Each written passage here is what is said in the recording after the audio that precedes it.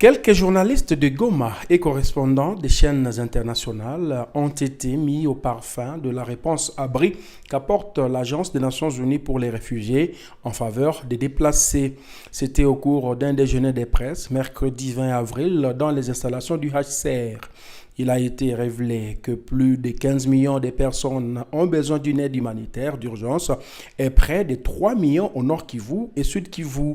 Le HCR s'adonne à la construction d'abris pour les déplacés et les familles d'accueil, révèle Pepe Sakovugi, responsable des abris au Nord Kivu, pour soulager tant soit peu la souffrance des ceux-ci. Nous intervenons aussi pour les personnes retournées, c'est-à-dire que si les personnes sont déplacées à cause d'une situation dans une zone, après un certain temps, s'il y a accalmie dans leur zone d'origine, ils se retournent.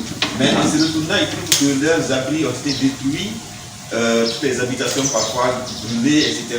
Et donc, ils viennent reprendre tout à zéro.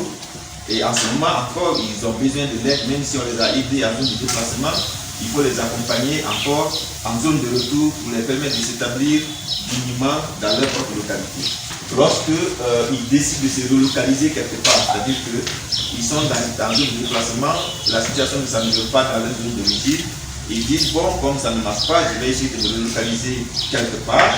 On peut aussi discuter avec eux si c'est prêt, on peut les appuyer pour les permettre de se relocaliser ou de s'intégrer localement dans le milieu de déplacement. C'est-à-dire que je suis un déplacé, j'arrive dans un endroit, je trouve que ici je peux m'établir vraiment définitivement.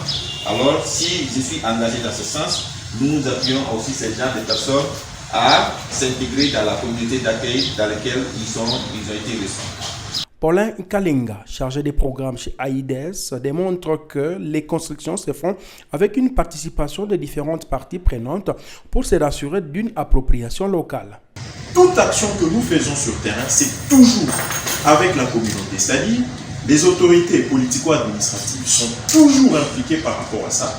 Toutes nos activités, elles sont dedans. Nous avons aussi la société civile. Par société civile, allez-y comprendre, tous ceux qui sont dans la communauté, y compris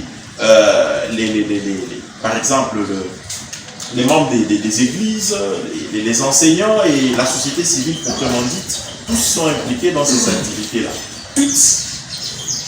Lorsque nous voulons faire ces activités, car il s'agit des constructions, et ces constructions se font ou doivent se faire sur une terre.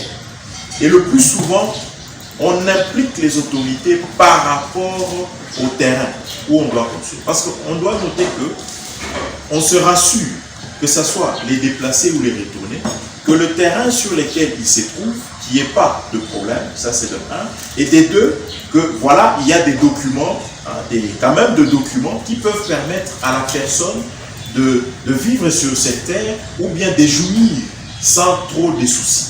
Le déjeuner des presses de ce jour a permis au Chevalier de la Plume de comprendre plusieurs missions du cluster Abri et autres interventions des agences humanitaires, telles que présentées par Mme Caroline Dewast, responsable de ce secteur en RDC. L'Agence des Nations Unies pour les réfugiés annonce le lancement dans les prochains jours des concours de reportages ouverts aux journalistes à marge de la journée des réfugiés.